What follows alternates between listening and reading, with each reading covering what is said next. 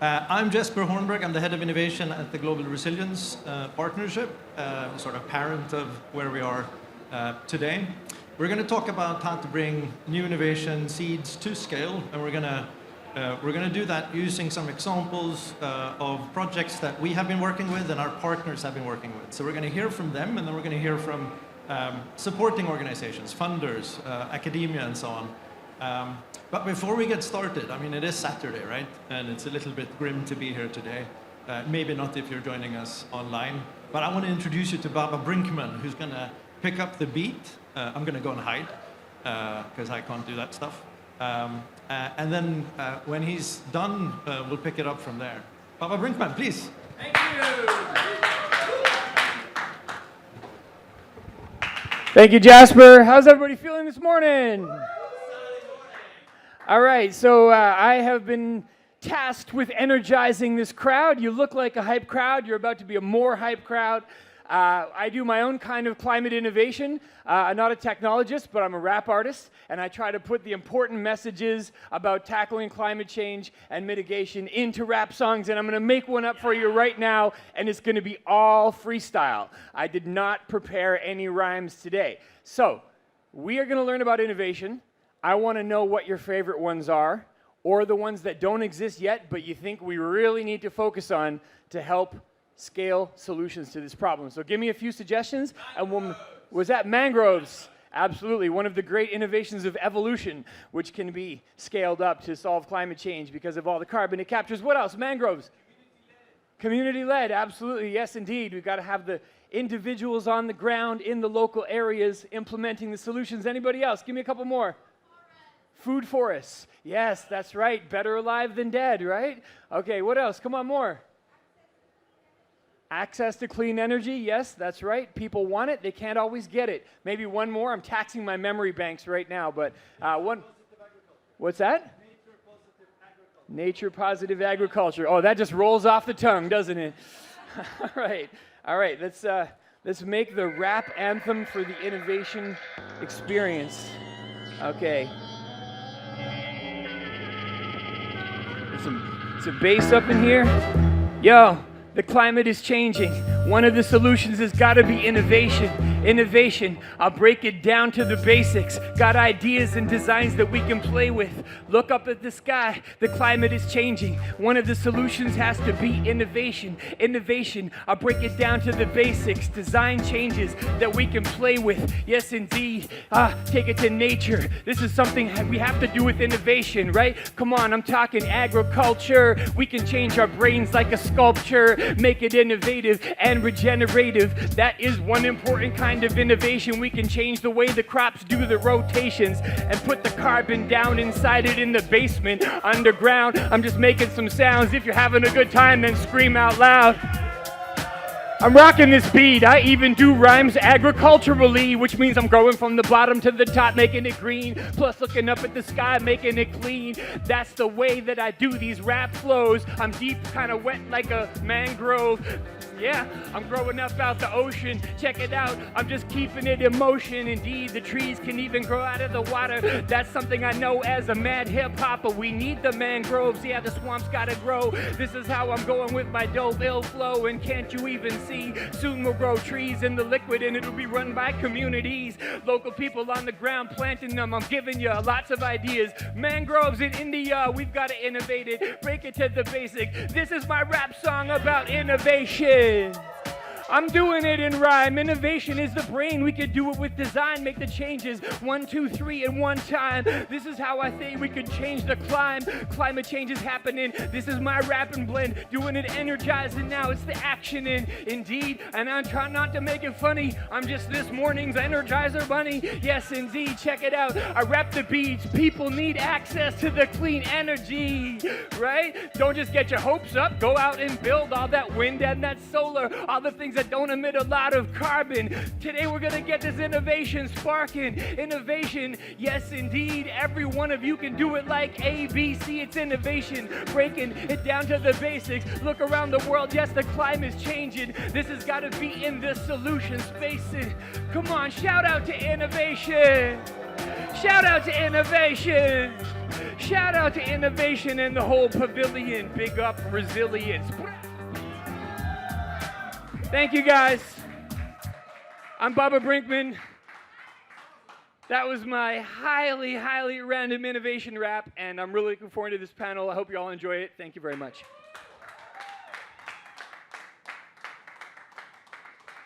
Can I pull this plug, or should I leave it to you guys to pull it? Okay. You guys are doing great. Thank you. Thank you so much, Baba Brinkman. You're on YouTube and Spotify? Yes, YouTube, Spotify. I have a whole record. It's called The Rap Guide to Climate Chaos. It's an hour of climate policy, energy, and science rap. Please check it out. Yeah. Oh, like this. Thank you. Thank you so much, Baba. How do I pick up from that? I'm not sure. But let's try to not get too serious, but let's bring in, we have six people joining us on a panel today. We actually have two panels. We're going to talk about, as I said already, how do you bring an innovation, a seed, to scale with real examples, and we have them joining us virtually today. What type of support do they need? Now, we all know that we're facing, and I don't need to preach this here, because we're all sort of in agreement, that's why we're here in Sharm el-Sheikh, but we know we're facing severe issues around climate, food shortage, food security is an accelerating problem. So what can we do about it? Well, we need new innovation. But we don't only need new innovation, we need new innovation that can work, function in real models that can be scaled. So with that, could I please have the people joining us? Here we go, great. I'm going to call on you in order, but first of all, thanks so much for joining us. We have Avinash up to the left from Global Innovation Fund. We have John Choptiani from Farm Better in the top middle. We have Adaese from Babangona, Nigeria, top right. We have Job Bloom from Clean Tech Hub, down to the left. We have Charles from UNDP, bottom center, and then we have Sibel, bottom right. Now, I want to start with entrepreneurs, and I will ask you to, in a few minutes, we don't have a lot of time here, but in a few minutes, explain what it is that you do, and the journey that you've had. If I can maybe start with you, John. Yeah, happy to go first. So my name is John Choptiani. I'm one of the co-founders of Farm Better. We are a social enterprise that works to provide digital advisory services to smallholder farmers. So our journey started a number of years ago at the UN when we were doing resilience measurement. We were looking at working with farmers, understanding the resilience of smallholder farmers to shocks and stresses, and really feeling that we needed to do more than just measure things. We needed to provide knowledge and actionable things that they can do to improve their resilience. So what we did is we created an app on the Google Play Store, also works on WhatsApp. Essentially, we use people's location and goals and some metrics about their farms to provide a matching algorithm with over 1,000 peer-reviewed sustainable land management practices, largely from the WOCAT database, in order to have farmers have information at their fingertips, online, offline, to be able to improve their farm. So the idea with this is it works anywhere in the world, so anyone can download the app and it will work with your location, and it'll provide you information that you need to improve your farming practices based on what you're interested in. We're primarily focused in 6 countries in Africa and Asia, but we're hoping to scale this anywhere in the world. And we started in part through some help through GRP at winning one of the innovation challenges in 2019, which was a great way to start. So thanks very much. Thank you, John. What would you say have been the biggest challenges? I mean, I've had the privilege of following you guys as you develop and evolve and scale. But if you look back, what has been the most difficult thing in bringing it to where you are today?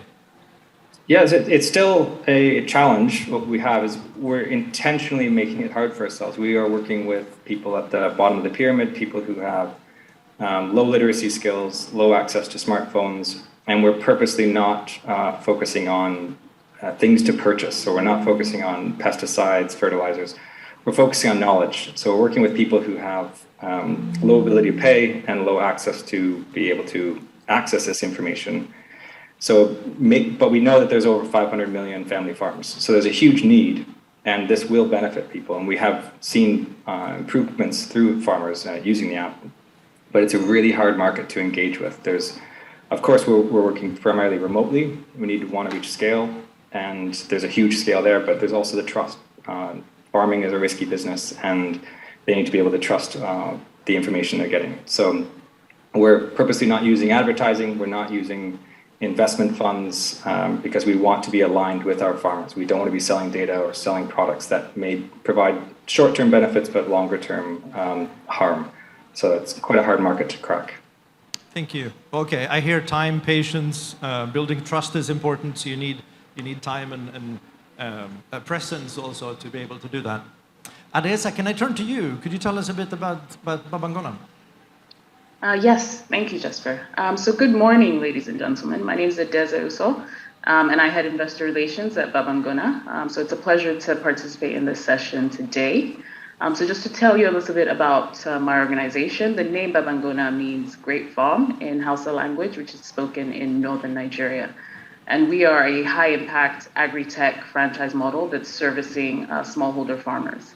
We were incepted about 10 years ago, and in that time we focused on consistently increasing the yields and the net incomes of our members to 2 times the national average.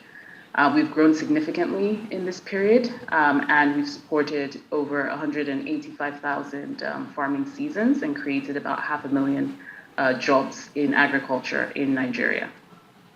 So what we do really is to focus on addressing what we believe to be Nigeria and the broader region's most serious social challenge, which is spiraling insecurity, driven by tremendous growth in youth unemployment.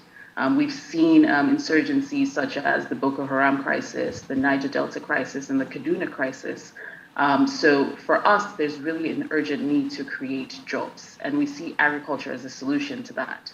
Nigeria is blessed with, a lot of resources that make it favorable to agriculture, such as 85 million hectares of arable land, ample rainfall, and most importantly, a large domestic market in terms of consumption and labor.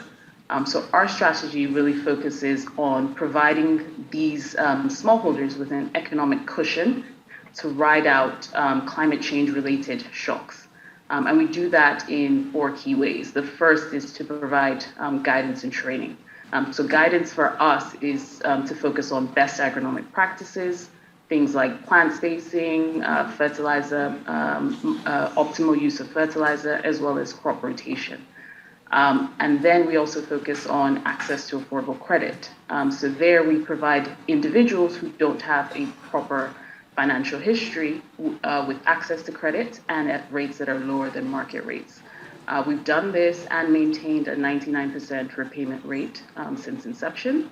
Our third key area of focus is in providing inputs, quality inputs. So for example, drought-resistant seeds, and also providing it at affordable prices.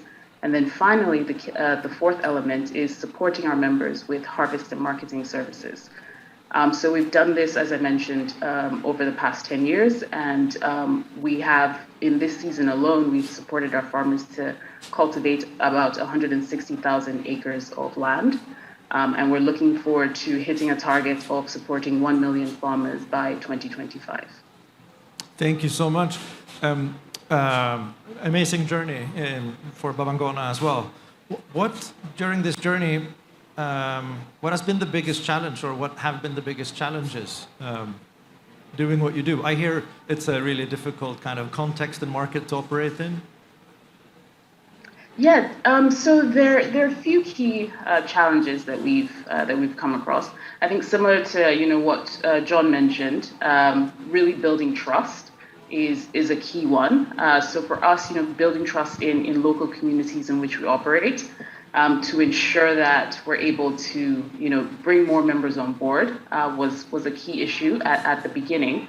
So that takes time to really penetrate those markets and ensure that you're delivering on your promises and delivering to a high standard was one of the ways we're able to overcome that obstacle. I would say the second key area for us would have been around the infrastructure challenges. So we operate in rural regions, which are not easy to navigate. So dealing with, the shortcomings with infrastructure, especially when you're managing a large logistical operation, is critical. And we've been able to, mitigate those challenges and develop one of the largest logistical operations in the country to provide an end-to-end service to our smallholder customers. And then finally, I would say another key area would be accessing financing that's affordable and patient as well has been a challenge, but we've worked with our partners across this journey to ensure that we're able to access affordable financing that we can then on-lend to our smallholders. Great, thank you. Job, I'm gonna call on you now. Could you tell us a bit about Clean Tech Hub and your journey? Yes, thank you so much. Hello everyone, my name is Job Blom. I'm based actually in the Netherlands, but I set up a Clean Tech Hub in Colombia. We did so in 2019.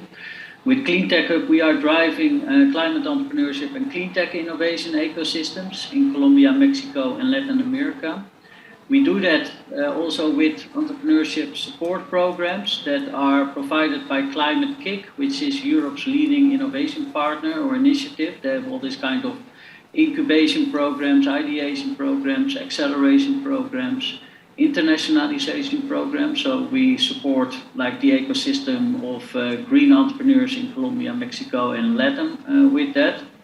And now also that we have been growing, we also provide like access to markets, so like corporate partners for pilot projects and access to markets, as well as access to capital, as well as access to other ecosystem support. And starting with 14 companies in our cohort in Climate Launchpad in 2019, we supported over 350 companies in 2021. Thank you, Job. So, I mean, you're both a supporting organization, but you're also something that has started quite recently. Could you just give us one or maybe two examples of, how do you do that? What are the challenges you face when you try to set that up? Is it funding? Is it knowledge? What is it? Now, a bit of all of the above, what also my colleagues here mentioned. But it takes time, and it takes like a strong belief. We were really pioneering, We were calling in a desert in Colombia, like talking about clean tech and about circular economy, while recycling rates were still at like 15% or something, while they are already like 99% in Europe. So we really had to bring something new, develop the entire ecosystem. So that really takes time and trust, and also showing leading by example. And I think also what was the main challenge is also like one of our programs, Climate Launchpad, is really like early stage, what you call like seed. It's more like you have an idea and you want to transform that idea into a business pitch. And of course, that is so early stage that nobody is directly interested in that. Everybody wants to invest in a successful scale-up. But nobody wants to invest in a program to develop that pipeline, to be able to produce this kind of scale-ups in 3 years' time. So we were lucky enough to find a couple of partners who said like, okay, we are an impact investment fund. We know that it is way too early stage, but we believe that we have to develop this pipeline to be ready in 2-3 years' time to invest in. And actually, we have also been proving that case. So we have like all kinds of winners now from Climate Launchpad 2019 that are now investment ready, that are raising 1.5 million, that are the success stories of Colombia, but they would never have been so without Climate Launchpad, without this competition in the early stage of the development of their ideas. So I think with that, it's so important that people also start investing in seed, and in early stage and in innovation, because we need hundreds of thousands of innovations and we need them fast. So we have to start investing in developing this pipeline instead of only in the success stories where everybody is interested to invest. So and next to that, I think it's very difficult, and still is very difficult for us to convince private sector. To get like private sector partnerships locally. It's very conservative. They don't know how to deal with it yet. They don't want to take risks. They are too rigid. They don't want to invest like with the blue economy kind of mindset or blue ocean mindset. So attracting also corporate partners has been very challenging up to now. We are mostly funded by international kind of partners investing in Colombia, which I think is completely strange. Thank you, Job. You're sort of alluding to something. We need more investment, and for more investment to come, investors would like to see the evidence of, why should they invest? Why is it good to invest? Is there a potential return on investment? Is the real resilience being built? So I'm going to use that as a segue and turn to Sibel. At GRP/SRC, where you are a researcher, what are you guys doing in order to sort of improve that stage? Yes, can you hear me well? Yes, thank you. Okay, great. Okay. Yes, so at the Stockholm Resilience Center and the Global Resilience Partnership, we are actually trying to gather the knowledge and the evidence to sort of answer to some of the questions that you were just like raising up now. Because, I mean, it is like the will to finance, to invest in resilience sort of is connected also to how much evidence can we show, of what it works. And I think that you raised a very important point that people want to see already sort of, examples that are already like showing success.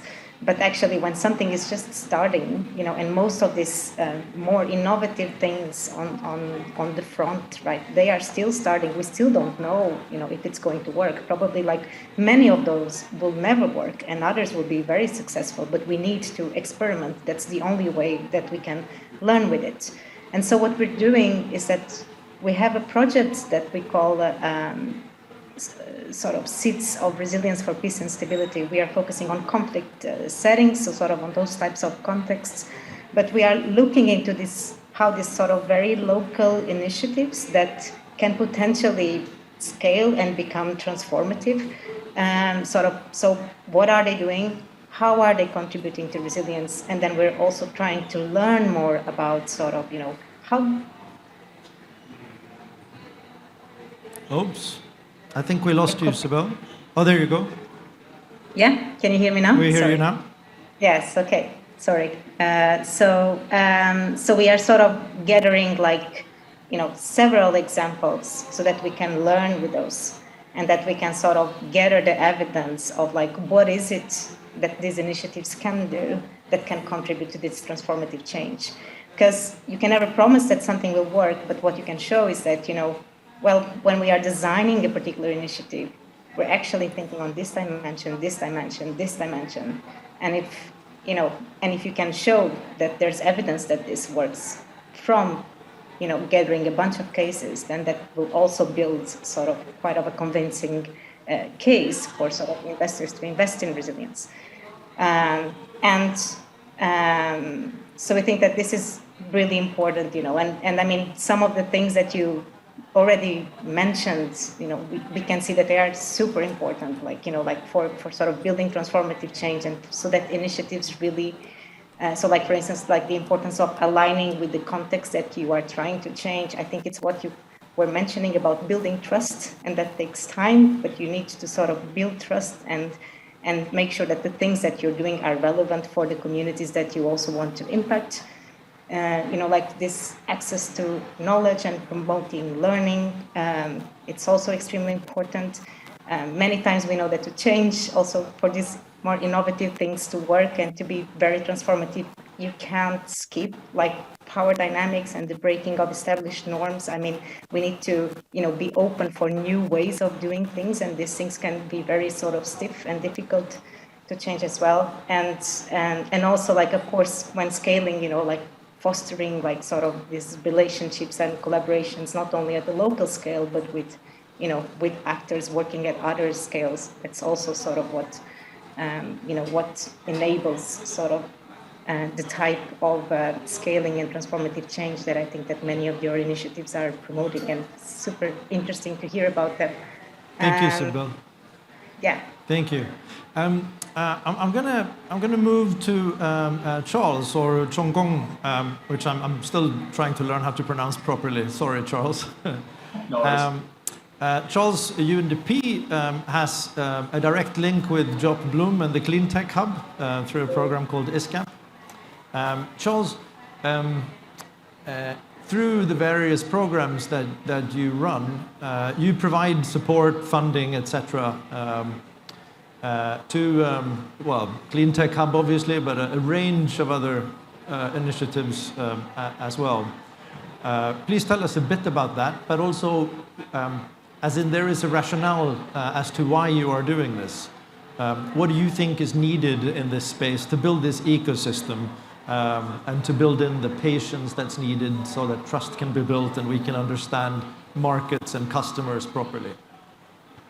Thank you, Jasper, and thank you for inviting me today. My name is Charles Xu. I'm the technical specialist for climate finance investment in UNDP. So in UNDP, we are probably one of the largest development agencies that provides focus on grant funding to local entities and to national partners. So over our portfolio, we have about 1.2 billion grant funding to national entities, subnational entities, and local actors. That sounds like a lot, but to be honest, in the schemes of things, and if you look at, COP in general, looking at the required finance to address adaptation, that's like a drop in the ocean. So at the same time, we really believe many adaptation solutions should come from the local level. It should not come from a very top-down approach. There's certainly policies, strategy, and emissions reduction schemes that need to be supported by public sector. But I believe fundamentally building resilience and building adaptation solutions really need local buy-in, locally led actions, and that's why we've been focusing and endorsing the principle of locally led action. I lead a few global programs looking at adaptation innovation, and fundamentally adaptation innovation, finding innovative solutions for building resilience have to come from local level. So we have been really trying to direct funding and really cutting a lot of the middlemen by just providing funding to on-ground actors like Clean Tech and other NGO CSO that are already working in this space with a reasonable capacity and with the local trust, so that we can empower them and really supporting what they do in order to drive the resilience of solutions from the ground. Since they're closer to the ground, they understand the operation. They also, we really try to support organizations that are working on the bottom of the pyramid, that really looking at gender, diversity, and remote farmers rather than very condensed city areas. So that's have been always our practice and focus. And our belief is that through our portfolio program, we'll be able to support more adaptation innovations, adaptation solutions, and therefore also trying to provide linkages with private sector. And because, at the end of the day, UNDP cannot solve it. We definitely need to work with local actors to find a solution. We need to work with knowledge broker like GRP and partnerships to really spread our network. We need to work with governments to ensure policy and enabling ecosystems there. And whatever we bring up to the solutions is endorsed by the local context and by the national context. We also need to make sure that some of the solutions that are possible to be scaled is linked to the private sector, because that's really where the bigger funding and the really transformation growth is. So working with investment funds, impact investments, private sectors, commercial actors, and even domestic commercial sectors is extremely important. So we can only do that by working actually in partnership, working with all of you, and supporting local actors like Clean Tech and other of the colleagues joining today, so that we can aggregate, we can get to the certain size that private sector might be able to take on. And that, I believe, is much difficult if you do it by yourself. And hopefully through UNDP as a platform, we'll be able to provide better support to the local actors to be able to reach that kind of scale. Thank you very much.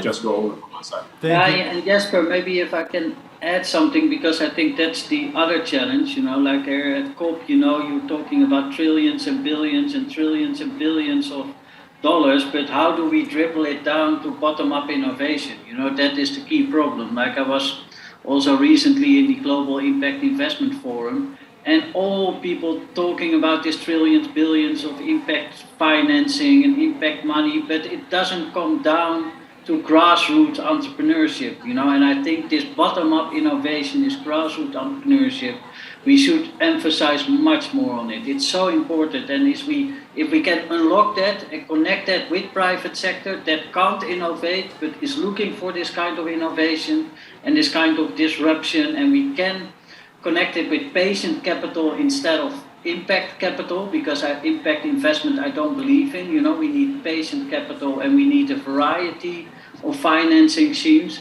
Then you can really unlock the potential. You know, it has to be all through the entire ecosystem. So I think that is, for that, also so important what Charles is doing with that ISCAP fund, and we need like hundreds of thousands of ISCAPs. Yeah, no, I hear you, Job, and I mean what you're saying is true. I think there's a need for an ecosystem also among supporting organizations, so that we can build that ecosystem and generate the numbers of new innovations and startups that become investable. Now, if I can use that maybe as a question for you, Avinash. Global Innovation Fund, you make slightly larger investments, and I guess that you are to some extent quite dependent on a pipe to be generated, so that you have interesting stuff to invest in. I mean, we work with you a bit and propose various opportunities, but maybe you could respond to what you're hearing. What do you do? What type of organizations do you support? And how do you see, what more should we do to address this? Yeah, no, thanks so much, Jesper. Firstly, it's a pleasure to be here this morning with my fellow panelists. Really exciting to hear everybody's thoughts, and I strongly sort of resonate and echo everything that I've heard so far. Just very quickly, my name is Avinash Mishra. I'm Managing Director and Head of our Private Sector Investing at the Global Innovation Fund. The Global Innovation Fund is an evidence-led impact investing organization. We invest both through grants as well as private sector investment via equity and debt into for-profit social enterprises who are on a mission to improve the lives and well-being of those living on less than $5 a day in emerging markets. So a lot of our investing work is focused on Sub-Saharan Africa and Asia. To date, we've committed about $110 million in 60 innovations across the world. So that's just at a very high level what Global Innovation Fund has been doing. I think to your question, Jesper, yes, we have a range of investments. So we can invest fairly early stage, but typically after proof of concept and all the way up to early growth stage capital for organizations. This idea of being patient is something which is very centric to our investing ethos, both flexible as well as patient. So we have to, because we're funded by donors which are largely governments, it allows us flexibility of capital to deploy it in range of instruments and on terms which can be the right fit for the organizations at different stages of their growth journey, and allows us to be patient. And it's really heartening to have one of our, you asked Jesper what kind of organizations we fund. It's really heartening to have Baban Gona on this panel, which is one of the organizations that we partnered with. We have been partners with them for about 5 years now. And if I can just sort of use that example, and Daisy, maybe you can add to it a little bit as well. When we first partnered with Baban Gona, they'd already raised some capital, largely concessional grant capital, etc. And the need for capital that we heard from the organization was that to have local currency financing and debt financing, particularly to scale up. And the challenge that the organization was facing was that type of capital was not readily available.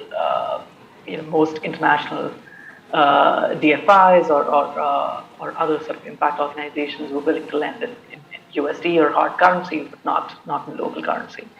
And so GIF worked with Baban Gona in creating a structure which shared this currency risk between our two organizations and still created a flexible enough instrument for investment, which met the needs of Babangona at that stage. And of course, subsequently, Babangona has scaled, and the numbers Adeze mentioned are obviously super impressive. We take a lot of heart in that. So that's just an example of how flexible patient capital has helped scale organizations. I'll just add one other thing around evidence. So both in terms of evidence at the time of going into an investment and looking at what we believe are the most likely channels of impact creation and supporting them, so most efficient capital allocation, but also impact measurement and evidence generation through the life of an investment, and that's something that we call impact within. Because yes, there's a sector level argument to be made for most efficient capital allocation.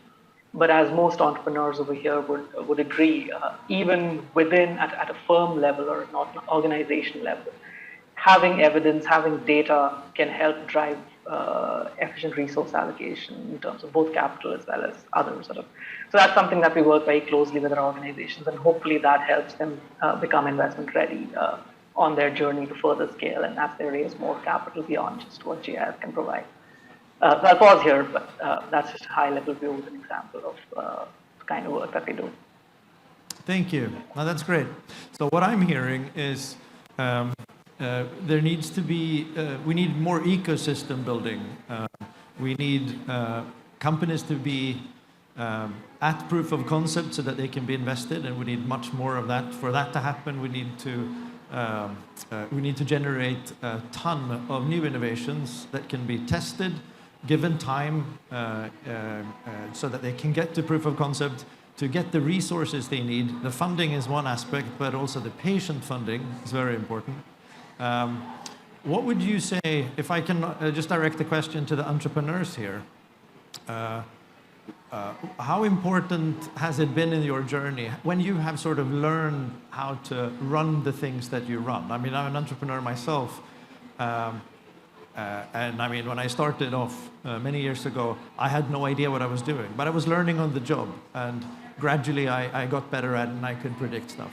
But I mean, we've all been in that position, right? If you're an entrepreneur, what type of other support mechanisms do you need, do you want? What kind of dialogue with the supporting organizations would be useful for you? Maybe I can start with Adeze. So actually, to just pick up on a couple of points that Avinash made. So I think what we need is to harmonize with funders when it comes to measuring impact. Looking at the reporting requirements and how can we identify key metrics that will be used to understand grassroots level impact that we're having on the individuals that we're supporting. So coming together to understand the best form of measurement, I think, is critical.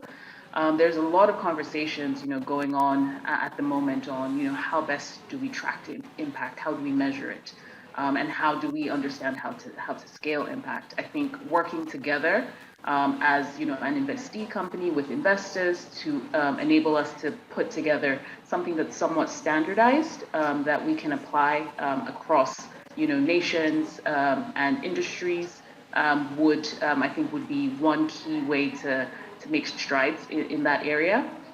And then the second point to touch on was looking at the support from partners like Global Innovation Fund. When it came to scaling our model, we really wanted to understand how to unlock capital in our market based on the uniqueness of some of the issues that we deal with domestically, which is the need for collateral when accessing financing, and also protecting against FX volatility. So looking at structures that we can put in place is something that was also quite critical, and collaborating with our partners like GIF enabled us to come up with solutions that work for both our foreign investors as well as our domestic partners to unlock the financing that was critical to scaling our model and serving the smallholders within our network. Thank you. That's good. John, briefly from you, so that we have time to hear from everyone, just a few comments on what support is needed. What do you need now, looking forward? Just as a sort of a teaser for our continued discussion, where we try to convene and have this dialogue with everyone involved. Yeah, thank you. One of the challenges is getting the evidence. We're working remotely. We have bases in a number of countries where we have headquarters in London, but also Nairobi. So we are in the field. We're going to our customers all the time. But getting the evidence of what's working is very challenging and costs money. So working with farmers, obviously it's a very volatile environment. Each year the yields are very different because of different shocks and stresses. And because we're working on longer term resilience building, that can take a long time to build. It's hard to measure as well. We do have metrics to measure this, but it can take multiple years. And to get funding that is patient and long term enough to actually support, the evidence of that is quite challenging. So that's something we've struggled with. We do have studies with the farmers saying that it's effective, they're happy with it, but to measure the yield and other types of more hard impacts that often investors or funds want, it is just hard to do in general with smallholder farmers. The literacy is a challenge. How do you actually get that information? Our model is based on scale rather than working with a few farmers really intensely. We work we're currently working with several thousand, but we want to scale that up, and we can't spend the time with each farmer to get that in-depth information, measuring their farm and yields and such. So a longer-term partner with funding doesn't necessarily need to be massive funding. Of course, more funding is nice, but it's that short-termism of accelerator programs and short-term fundings of a project of months or even a year. It just doesn't really fit with this model, where particularly sustainable land management practices, regenerative agriculture, can take many seasons to really bear the fruits of the labor. Thank you. Thank you. Job, I have a very direct question for you, because I know you have a lot to say, but I just want to, just because in the interest of time, just ask a specific thing about the people that are doing it. You work with entrepreneurs. How important is the main component of any startup are the people doing it, right? What type of support would you want to provide? And what type of support do you think you'd need to do that? If I give you 1 minute.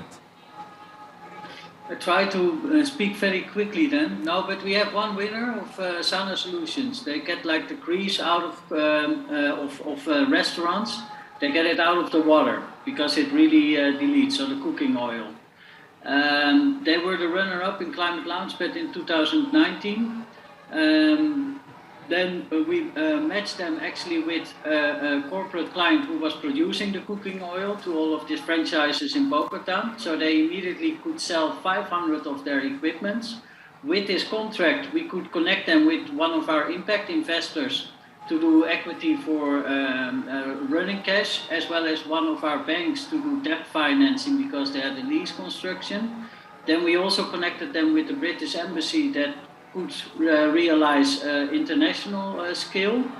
And then last but not least, they also developed it into biofuels. And then we connected them with Air France and KLM because they could be sustainable aviation fuel. And sustainable aviation fuel, like the demand for that is like unlimited. So in that way, you see really this holistic approach of business support, realizing that their idea goes into reality, then to make them investment ready through the accelerator program, connect them with the corporate client, with access to markets, connect them with finance, so they can scale their business, and then already connect them also with internationalization. So I really believe this holistic approach is like key. And because normally it takes you 15 years to build up a company, and we can do it in 15 months, which is incredible. And we need those innovations, and we need them fast.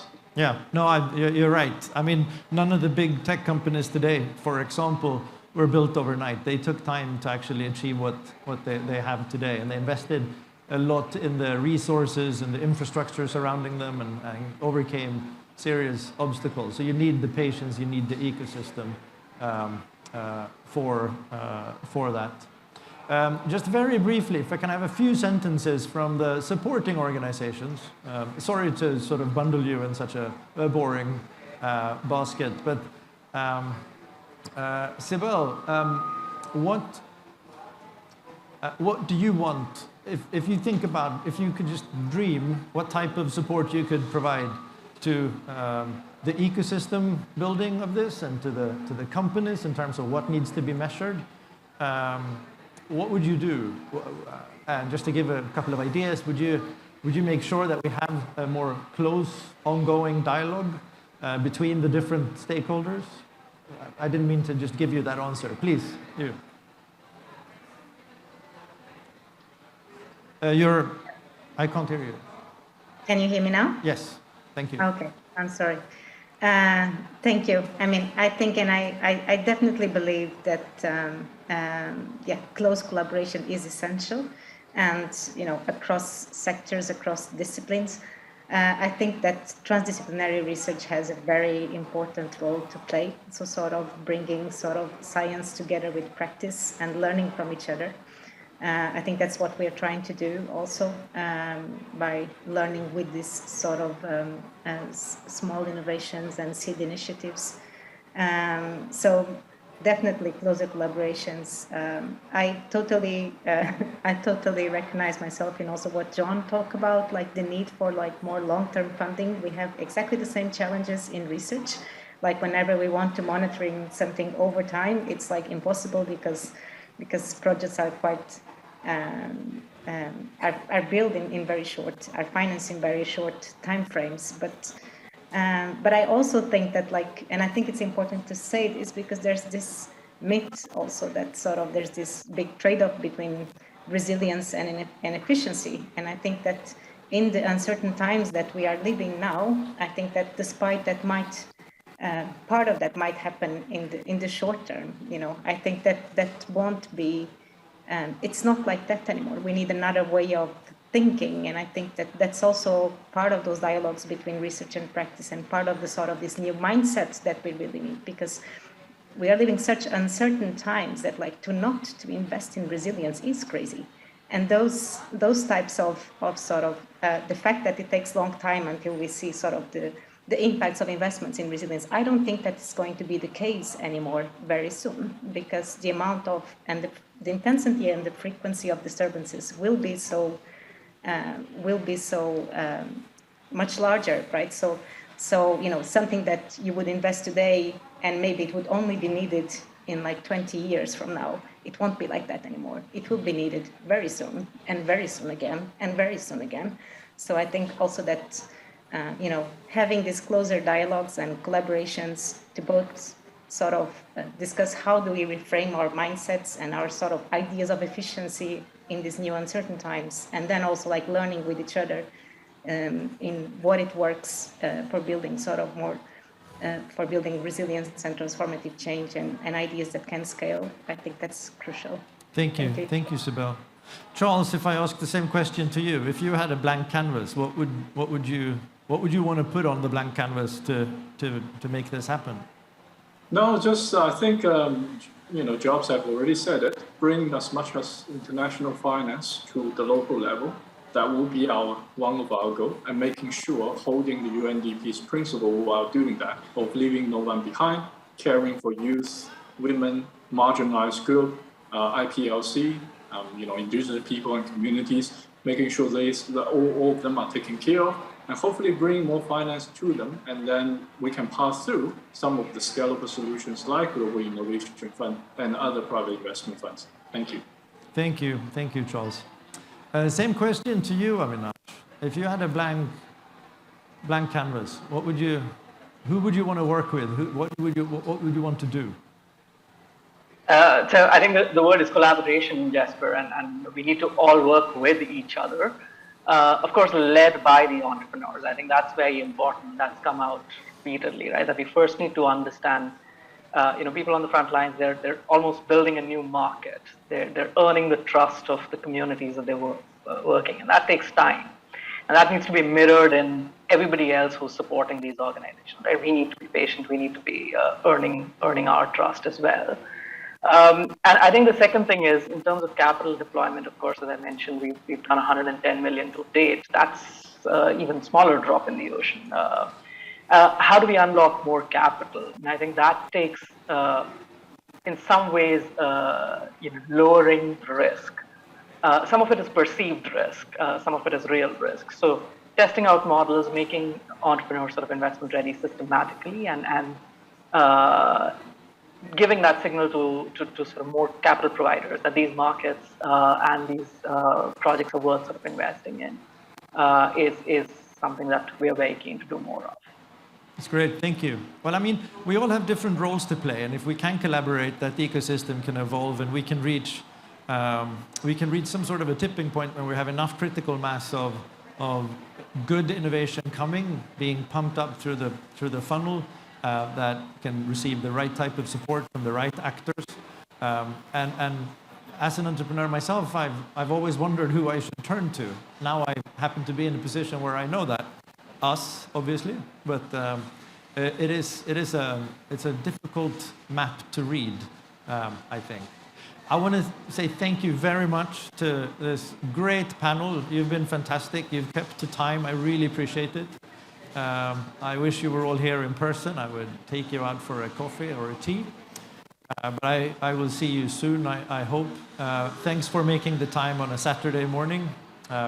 It's only in this weird universe we're here at COP here where Saturdays are a working day, and you guys should enjoy your weekend. Thank you so much. With that, I want to also, yes. Thank you. With that, I also want to take this opportunity to launch a new challenge called RAIN. We're looking for innovative solutions for nature-positive agriculture, new innovation focused on East Africa. And I'm not going to do it. I'm going to get our partner in this, the founder of the thing, Paul Traina from Shockwave, to say it in a video that he recorded. He's West Coast US, so he's not with us on link.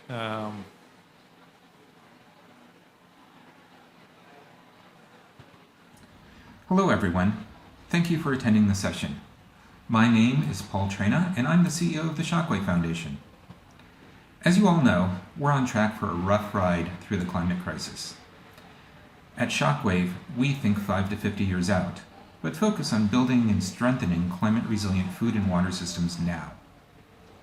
We believe that the most engaging and effective solutions are formed by an intimate relationship with the needs of a region or community.